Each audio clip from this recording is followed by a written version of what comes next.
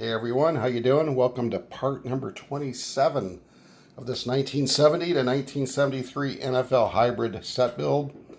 Again, just a blast doing this. I say it every time. One card of each player that had a card issued between 1970 and 1973. If you had a card issued each year, you're going to have one card in the set. If it's your only card, like this Jack Cam rookie, that's the one that's going to be in the set. And this has been a lot of fun to put together. Almost as much fun sharing it with you guys, believe it or not. I love looking at these stories and the little quick bios for each one of these players. As we found out in the last few episodes, I mean, guys that we hardly ever know anything about just had these spectacular, great careers. And this one here, no different. A lot of good information. We're going to start off with Paul Guidry up here, 1971.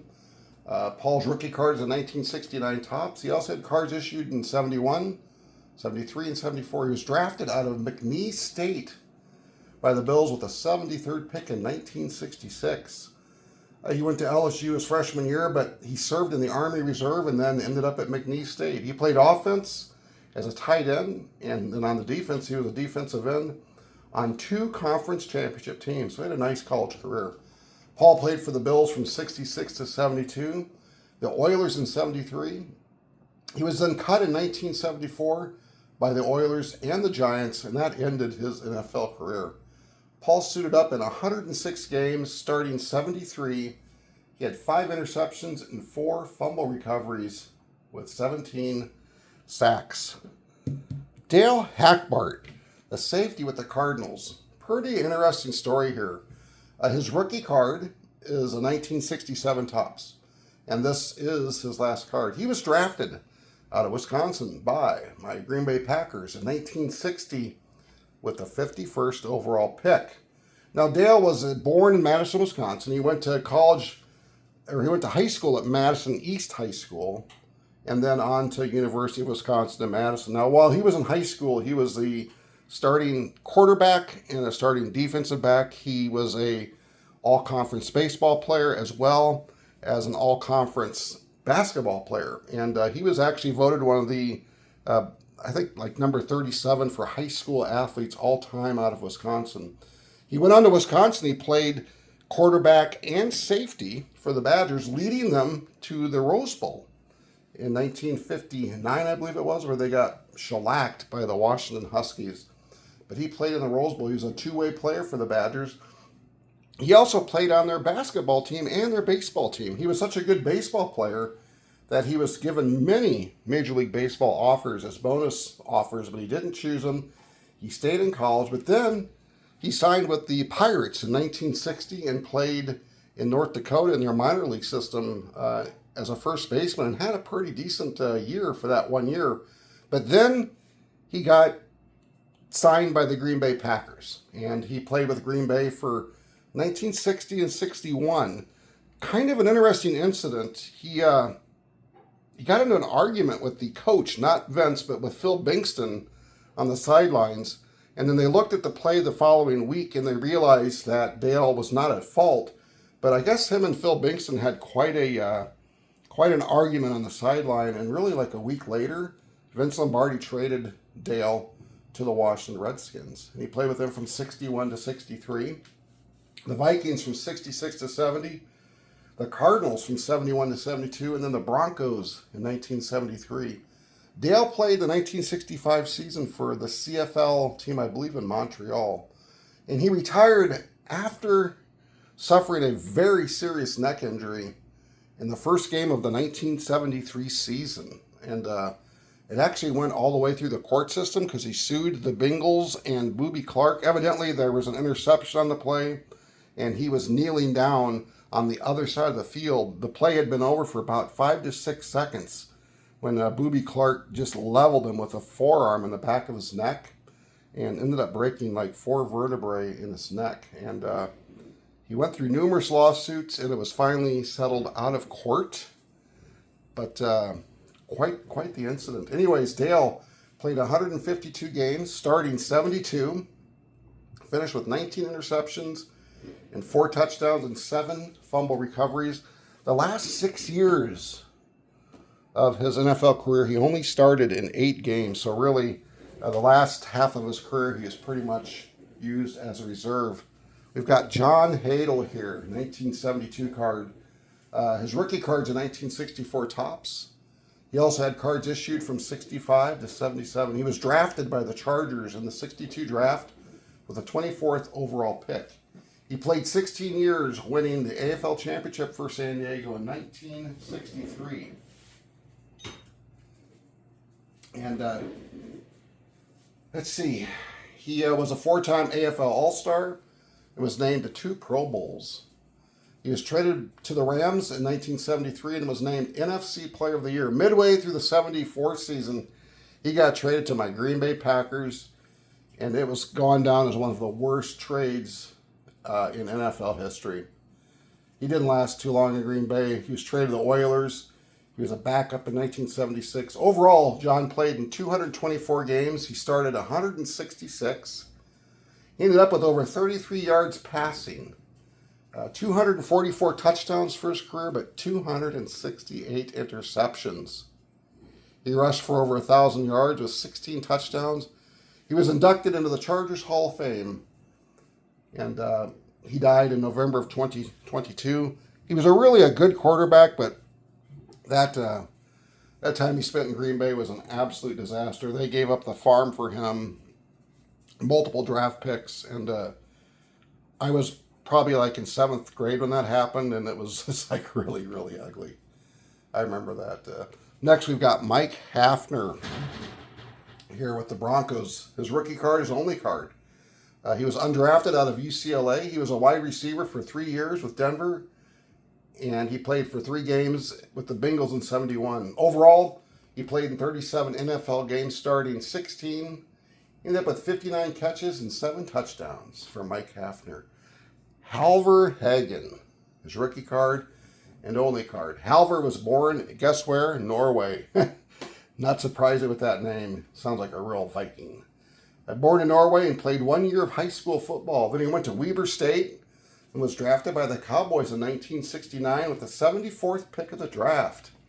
He played for the Cowboys from 69 to 70, Patriots 71 to 72, the Bills 73 to 75, and then he spent the 1976 season on 3 different taxi squads, which were basically practice squads at that time, with the Chargers, Saints, and the Niners. He played defensive line before he got switched to offensive line in 1970. He was part of that Cowboys Super Bowl V team, and he was traded to the Patriots in 1971, where he became a starter.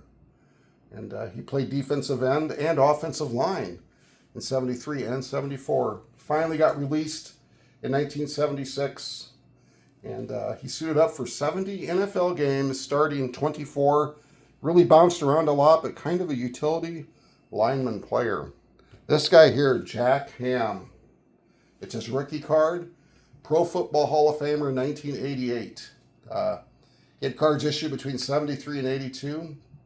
He was drafted in 1971 by the Steelers with a 34th pick in the 2nd round out of Penn State. He was a consensus All-American in 1970, and he was a starter at outside linebacker for the Steelers. He was a 6-time All-Pro, 8-time Pro Bowl selection.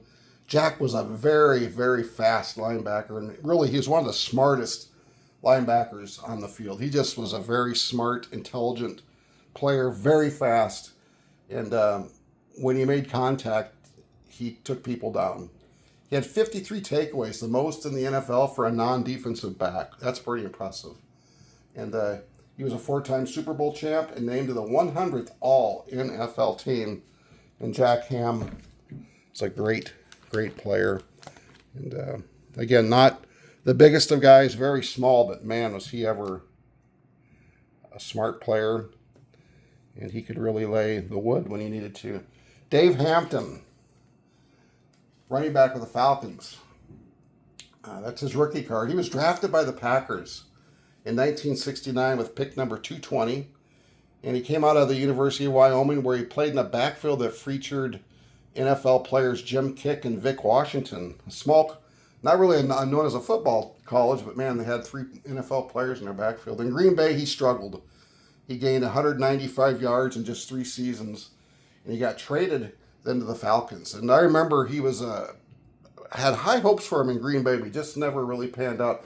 He goes to the Falcons. He surpassed the 1,000-yard mark, which was huge back then. The last game of the year, he gets a 1,000-yard mark, and then on the last play that he ran that year, he lost 5 yards and finished the year with 995 yards. Unbelievable. And again, 1,000 yards back then really, really meant something. And so Dave Hampton finished with 995. In 1973, he finished with 997 yards, and an injury in 1974 caused him to miss most of the season. Finally, 1975, he gets over that 1,000-yard mark with 1,002 yards. It was comeback player of the year in the NFL. He was traded into the Eagles in October of 76, played in 8 games. He finished by playing in 93 games, starting 55 with 4,536 yards rushing and 25 touchdowns. He caught 119 passes for 6 TDs, and he also had 3 touchdowns returning kicks. So Dave Hampton, an interesting story for him with getting 1,000 yards and then losing it. Chris Hanburger, heck of a player.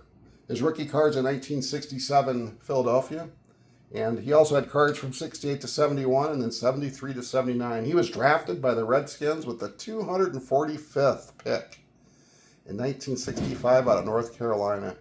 He played 14 years with the Redskins and was a 4-time Pro Bowler, and or I should say a 4-time All-Pro and a Pro Bowler and an All-Conference player from 66 through 76. He was NFL Defensive Player of the Year in 1972. He played in 187 games, starting 175. He had 19 interceptions and 17 fumble recoveries with 5 touchdowns. He was inducted into the Hall of Fame finally in 2011. Very, very deserving because, I mean, he was just a great football player. Just one of those unsung guys, but man, he just was good. Chris Hanburger with the Washington Redskins. And lastly, we've got Larry Hand. His rookie card was in 1970. He also had cards issued from 73 to 75 and then 77 to 78. He was drafted in 1965 with the 132nd pick by the Lions. He played his entire career with Detroit, 1965 through 77. He appeared in all the games from 65 to 67, but in 68 he tore knee ligaments in the opening game and missed the entire season. He was a starter all the way until 1977 when he suited up for every game, but he didn't start any of them. Larry was waived before the start of the 1978 season. He suited up in 164 games, starting 132. He had 5 interceptions and 8 fumble recoveries, and he did return 3 interceptions, 1 for a touchdown. So a very interesting page. Some really just good players. Larry Hand, Hamburger, Hampton, Hall of Famer. Of course, Jack Ham, a Hall of Famer. John Hadl, a really good quarterback, but boy, really decimated by Packers for the entire 1970s after that. Anyways, guys, again, just a fun page here, and I hope you've enjoyed this. If you did, let me know. Leave a comment, like, and subscribe if you're stopping by for the first time. All right, guys, enjoy. We'll talk later.